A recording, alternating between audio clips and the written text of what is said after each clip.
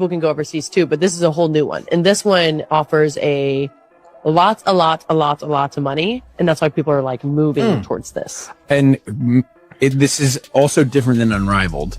Completely different. So how many like floating leagues are there? 3? I would 2? say that like a lot of the American players are doing, or I would say the majority is 2. Okay. Yeah. Okay. No love for Athletes Unlimited. Oh, you hate to see it. Sophie Cunningham recently revealed something that completely shifts how we look at Caitlin Clark's offseason decisions. This wasn't just a casual piece of news. It was the kind of detail that makes you stop and rethink everything we assumed about her next move. When a teammate you trust, someone you see every day, mentions that you walked away from a huge chance to earn serious money playing internationally, it immediately says a lot about what truly matters to you. Caitlin didn't turn it down because she couldn't or because the offer wasn't appealing. She declined because her priorities appear to be focused in a very different direction. One that has nothing to do with chasing every paycheck available. This decision quietly exposes something bigger happening behind the scenes, too. There's clearly growing tension between competing leagues, each fighting for top talent and attention. And most fans haven't even realized how big this situation is becoming. Sophie didn't announce it dramatically, but the message came through loud and clear. Her story opened a window into Caitlin Clark's mindset, what she values, what she's aiming for, and which opportunities she's willing to leave behind. And honestly, that revelation changes the conversation entirely. I'm good. But if you missed it, she said that she thinks players are going to be switching over between these 2 leagues. Let's pay attention. Moving towards this. And this is also different than Unrivaled. Completely different. So how many like floating leagues are there? 3? I would 2? say that like a lot of the American players are doing, or I would say the majority is 2. Okay. Yeah. Okay. But I think there's going to be a lot of people. Here's the situation in simple terms. There are now 3 different leagues fighting for control of the future of women's basketball, and each one has a completely separate plan for how the game should grow. Sophie's comments didn't just make news. They confirmed something people behind the scenes have been hinting at for months. The movement has already started. Players are no longer staying put. They're beginning to leave their current leagues and sign somewhere else. For a while, Unrivaled believed they had the off-season market secured. They created a league in the US so players wouldn't need to go overseas just to make money, and they offered strong 6-figure salaries to back it up. Then Project B burst into the picture with something even bigger. Jaw-dropping million-dollar offers, full 5-on-5 basketball, and none of the 3-on-3 rules that some players weren't drawn to. And this is where everything gets intense. Kelsey Mitchell, Caitlin Clark's backcourt teammate in Indiana, has already signed with Project B. Sophie Cunningham is headed there as well. These aren't bench players or unknown names. They are proven talents, women who shared the floor with the most popular player in the sport. And both of them personally tried to bring Caitlin Clark with them. A lot of people switching over. Yeah, I would probably tend to agree with that thought, Sophie. If your options are Unrivaled or your option is Project B, well, one of them is paying you 7 figures and one of them is paying you 6 figures, and one of them is 5v5 basketball and the other is 3v3 basketball. Well, then I'd probably pick Project B as well. Seems like a no-brainer. Unrivaled, they thought they were going to be the alternative. Oh, we're going to run in the off-season. If these players want to get paid instead of going overseas, they're going to get paid in Unrivaled. But now Unrivaled finally... Sophie's comment makes one thing crystal clear. The financial gap between Unrivaled and Project B is massive, far bigger than most people realized. Project B isn't just offering a little extra cash. They're presenting life-changing money, the kind of payday that could completely reshape a player's career, lifestyle, and long-term future. These deals are large enough to rival, and in some cases even surpass, what top WNBA players take home in a full season. It's the type of offer that usually makes any athlete stop and reconsider everything they thought they knew about the offseason. And yet, Caitlin Clark still turned it down. No hesitation. No negociation. Not even a let me think about it. Just a direct no. And that single word sent shockwaves through the entire basketball landscape. Her decision matters because the leagues aren't only competing for players. They're fighting to win her. Whoever lands Caitlin gains instant visibility, media coverage, fan attention, and credibility. To really understand why she refused, look at her earnings in 2025. She made roughly $16 million that year, but only about $180,000 came from the WNBA itself. The rest, more than $15.8 million, came from sponsorships. Huge brands like Nike, State Farm, Wilson, and Gatorade didn't sign her because she played overseas or joined a small off-season league. They signed her because she became the face of women's basketball in America. The main attraction, the ratings magnet, the name everyone knows. Well, we have to say that she probably has already been offered. There's probably already been something thrown out in her direction, as far as a contract goes, as far as an offer goes to Caitlin Clark. What would that offer look like? That she'd say, nah, I'm good on this. Or is it nah, I don't want to play in this league thing? Right? How enticing does the money need to be for Caitlin Clark to say, I really don't want to play in here, but this is money I can't turn down, right? Is it 5 million? Is it 10 million? Is it 15 million? What would that number be? Project B is coming up to Caitlin. Hey, Caitlin, I just did a video you guys saw. She made 16 million in the year 2025. 16 million in the year 2025. 15 million and 820,000 of it from endorsement deals. So Project B, if I would guess, would have to equal something along that. If I had to get, if she's making 16 million, just taking her. This situation flips the entire conversation on its head. Caitlin Clark isn't operating from the same financial reality as most players, and that changes every decision she makes. She doesn't need Project B's paycheck the way others do. Her income is already massive because her sponsorships are built on her presence in the WNBA, not on overseas leagues or experimental projects. Her fame, her reach, and her marketability all come from being the main attraction on American courts. Joining a new international league may not boost her image at all. It could actually weaken it. Now picture the equation she's running in her mind. Project B might throw $5 or even $10 million her way for one offseason. Huge money, no question.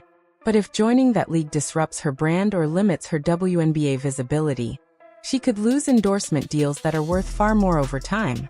Nike didn't sign her to be a star in Europe or Asia. They signed her to dominate headlines at home, to be the face of basketball in the US. But here's the bigger play. By sticking with the WNBA and refusing other offers, she increases her bargaining power. Every time she rejects a competing league, she strengthens her importance to the WNBA itself. She's essentially saying, without even needing to say the words, I'm committed, but commitment has value.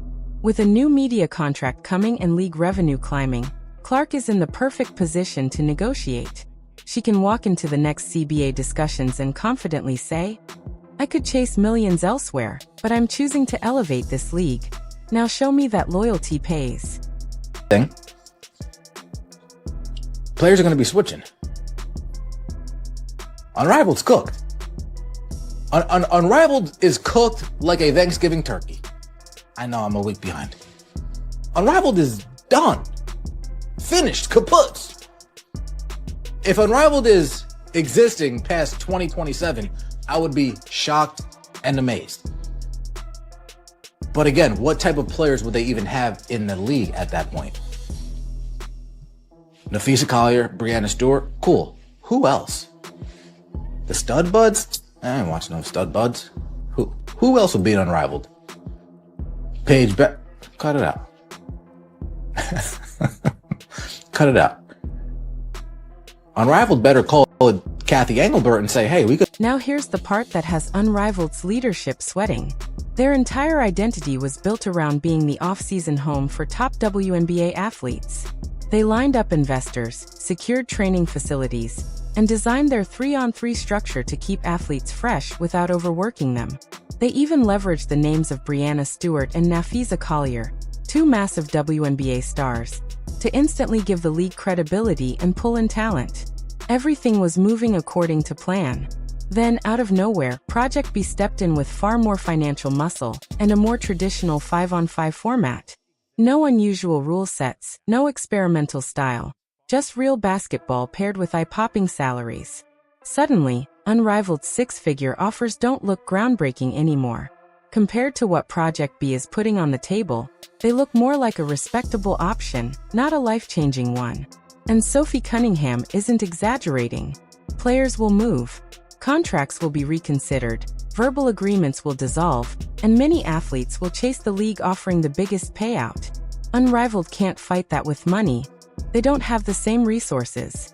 They're operating like a startup with a strict budget and careful projections. Project B, on the other hand, is backed by massive global capital with a completely different approach to profit. They can afford to lose money early if it means taking over the market. That kind of financial freedom is something Unrivaled simply does not possess. And that is the real danger. Thought that I have around this is, if there's no Caitlin Clark at Project B, what kind of TV deal are they going to get? Now, if we take this at face value and we know Caitlin Clark's not going to be there, what kind of TV deal are they going to get? Because these executives, they see everything that we see, if not more. Or they have people around them that sees what we see, if not more. And they go to him, yeah, Caitlin Clark. I mean, I know you're talking to the big wigs over there at Project B, and they're telling you they got this in the works and they got this in the works, but her best friends are literally saying she's not playing this. So maybe we should pump our brakes on some deals that we're going to offer. I don't know. Just some thoughts to that. Now let's come back to the question everyone keeps circling but never fully answers. What would it actually take for Caitlin Clark to change her decision? Because let's be honest, Project B absolutely reached out. You don't build a brand new global league and not try to sign the most influential player in the sport. They made an offer, likely a huge one. But how huge? $5 million for one off-season sounds impressive to most people, but compared to someone earning over $16 million a year, it barely moves the needle. $10 million is more serious, but still not enough to gamble her long-term value. $15 million is where things become impossible to ignore. That kind of payday could make anyone stop and think. My best assumption? They likely came in somewhere around $8 to $12 million. And she still walked away. And that's the key. The money alone is not the deciding factor for her. Playing overseas means less downtime, more travel, greater wear on her body, and a higher chance of injury. One bad ankle twist could cost her far more than any Project B contract ever offers. Her WNBA success is what powers those gigantic Nike, Gatorade, and State Farm deals. Protecting that is worth more than any short-term check. Project B. That wasn't a goal of hers. She just want to play in Unrivaled. That's not a goal of hers. I would be surprised if she plays in Athletes Unlimited. I'd be surprised if she plays in the EuroLeague. If she plays in Australia. I'd be surprised. Her not playing in those leagues does more for the WNBA as far as leverage is concerned. And she needs to utilize that leverage. Let me know your thoughts in the comment section below. Here's the key point. Caitlin Clark's situation is completely different from almost every other player in the WNBA. For someone like Kelsey Mitchell or Sophie Cunningham, Project B represents a real chance to dramatically increase their yearly earnings. For them, the risk-reward calculation makes sense because they aren't sitting on millions in endorsements already. But for Clark, the decision is flipped. She's not chasing quick cash. She's protecting her long-term brand and career. Her value is directly tied to the WNBA's success and her role as the league's top star. Every choice she makes has to be measured against that. Now think about the broader effects. If Clark won't play for Project B, what kind of media deal can the league realistically secure? Network executives aren't blind. They saw WNBA ratings jump 48% this season, largely because Clark draws viewers. Project B could sign 50 talented players, but without a household name like her, casual fans won't tune in. She is not just a player, she's a marketing anchor. Without her, the league risks being invisible to the mainstream audience. Unrivaled faces an even tougher challenge. They built their league as the top domestic off-season option, with careful budgets and plans for six-figure contracts. But if top players defect to Project B and Clark isn't playing anywhere else, their original vision collapses. They may be forced to pivot into a development-style league, acting like a women's G League to keep players sharp while reducing injuries. Clark's choice isn't about money or convenience. It's about legacy. She wants to cement her place in WNBA history, follow in the footsteps of legends, and keep her focus on the league that made her a superstar. Her loyalty is now a powerful tool, and the WNBA must recognize her true value when negotiating the next contract, or risk losing not just her but the trust of future stars.